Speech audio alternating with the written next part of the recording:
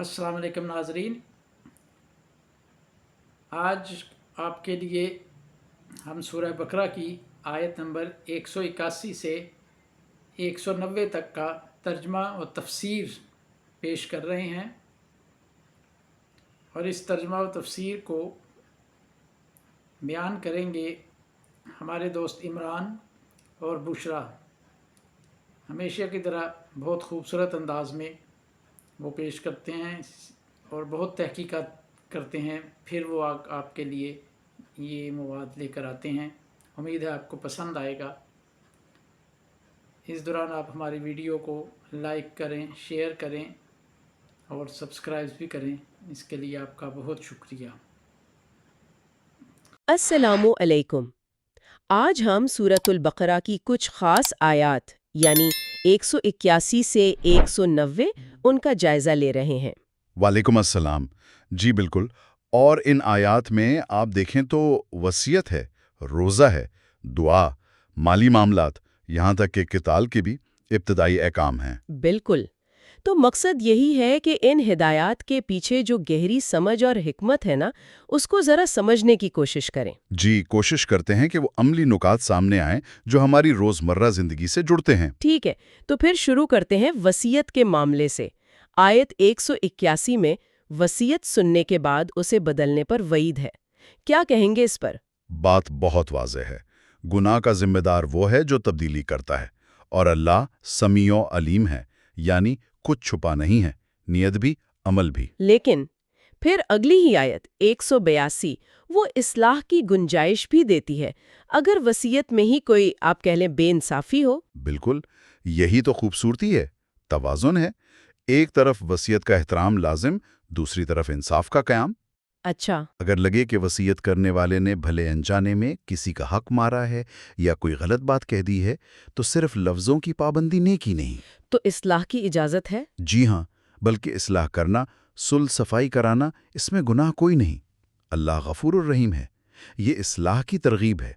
बहुत अहम नुक्ता है। अच्छा, वसीयत से आगे बढ़ें तो रोज़े के अहकाम आते हैं, आयत 183 से 187 तक। जी, आयत 183 कहती है कि रोज़े पिछली उम्मतों पर भी फ़र्ज थे। मकसद तकवा। ये तकवा कैसे आता है रोज़े से? देखें, रोज़ा सिर्फ भूखा प्यासा रहना तो नहीं है, ये नफ्स को काबू करना सिखाता है, अल्लाह का हुक्म मानने की ट्रेनिंग है, और उन लोगों की तकलीफ का एहसास भी जिन्हें ये नेमतें मयस्सर नहीं हैं।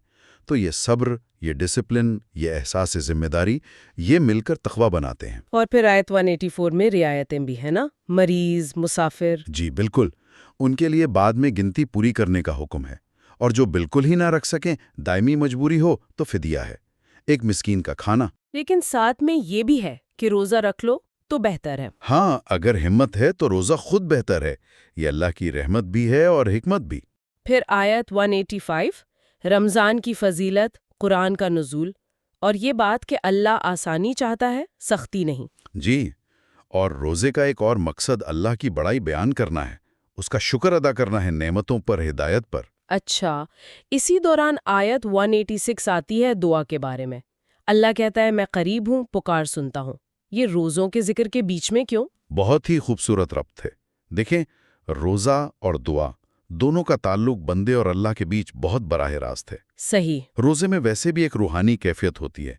ये आयत गोया यकीन दिला रही है कि तुम पुकारो, मैं सुन रहा हूँ। बस शर्त यह है कि तुम भी मेरे हुक्म मानो, मुझ पर ईमान लाओ, ताकि सही राह पाओ। समझ आ गया। अच्छा, फिर आयत 187 में रात के कुछ अहकाम हैं, जैसे इज़्दवाजी ताल्लुकात की इजाज़त। जी हाँ, और वो जो तशबीह है कि मियाँ बीवी एक दूसरे के लिए लिबास हैं, हुन्ना लिबासुन लकुम व अंतुम लिबासुन लहुन। हाँ, ये लिबास वाली बात, इसका क्या मतलब है? बहुत गहरी बात है। लिबास क्या करता है? पर्दा रखता है, जीनत देता है, सर्दी गर्मी से बचाता है, सुकून देता है। सही। तो मियाँ बीवी का रिश्ता भी ऐसा ही है, बाहमी पर्दापोशी, सुकून, हिफाजत, जीनत। इसी आयत में सहर और इफ्तार के औकात का तयन है और एतिकाफ का जिक्र। एतिकाफ यानी मस्जिद में ठहरना रमज़ान के आखिर में। جی، اور اس دوران ازدواجی تعلق سے پرہیز، یہ سب کیا ہیں؟ یہ اللہ کی حدود ہیں۔ فرمایا کہ ان کے قریب نہ جاؤ تاکہ تم متقی بن سکو۔ تو عبادات کی تفصیل کے بعد آیت 188 اچانک مالی معاملات پر آ جاتی ہے کہ ایک دوسرے کا مال غلط طریقے سے نہ کھاؤ۔ یہ اچانک نہیں ہے، یہ زندگی کے نظام کا تسلسل ہے۔ عبادات کا اثر معاملات پر بھی تو پڑنا چاہیے نا، اچھا، ورنہ وہ عبادت ادھوری رہ جاتی ہے۔ اور خاص طور پر روکا گیا ہے رشوت دے کر حکام کے ذریعے دوسروں کا مال ہڑپ کرنے سے، یعنی قانونی طریقے سے بھی غلط کام کرنا۔ بالکل، یہ معاشرتی انصاف کی جڑیں کاٹ دیتا ہے۔ ٹھیک ہے، پھر آیت 189 میں وہ نئے چاند والا سوال ہے۔ لوگ پوچھتے تھے کہ یہ گھٹتا بڑھتا کیوں ہے؟ جی، تو اللہ نے یہ نہیں بتایا کہ فزکس کیا ہے اس کی، بلکہ حکمت بتائی کہ یہ تمہارے لیے اوقات کا تعین کرتا ہے، خاص طور پر حج جیسی عبادات کا۔ اور اسی میں وہ گھروں میں پیچھے سے آنے والی رسم کا بھی رد ہے۔ ہاں، وہ ایک توہم پرستی تھی، اس کو رد کر کے کہا کہ اصل نیکی تقویٰ ہے، اور گھروں میں دروازوں سے آؤ، یعنی سیدھا راستہ اختیار کرو، رسموں میں نہ پڑو۔ واضح ہو گیا۔ اور پھر آخر میں آیت 190 قتال یعنی لڑائی کا حکم۔ جی، اور یہاں بھی اصول بہت واضح ہے، لڑو ان سے جو تم سے لڑے، یعنی پہل کرنے والوں کے خلاف دفاع کا حق ہے۔ لیکن ساتھ ہی ایک شرط ہے۔ فوراً شرط لگا دی، ولا تعتدو، زیادتی نہ کرنا، حد سے نہ بڑھنا، اللہ زیادتی کرنے والوں کو پسند نہیں کرتا۔ تو یہ دفاعی جنگ کے ابتدائی اصول ہیں، اور ان میں بھی انصاف اور حد کا خیال۔ بالکل، جنگ میں بھی حدود ہیں۔ تو اگر ہم دیکھیں ان آیات میں وصیت میں انصاف، روزے میں روحانیت اور عملی رعایتیں، دعا کا تعلق، مالی دیانت داری، وقت کی پابندی کا شعور، اور یہاں تک کہ جنگ میں بھی حدود کی پاسداری، ایک مکمل ضابطۂ حیات کے پہلو نظر آتے ہیں۔ یقیناً، اور ان سب کے پیچھے جو مرکزی خیال ہے وہ وہی ہے، اللہ کا شعور یعنی تقویٰ، اور اس کے مقرر کردہ حدود کا احترام۔ یہ فرد کے لیے بھی ضروری ہے اور معاشرے کی بھلائی کے لیے بھی۔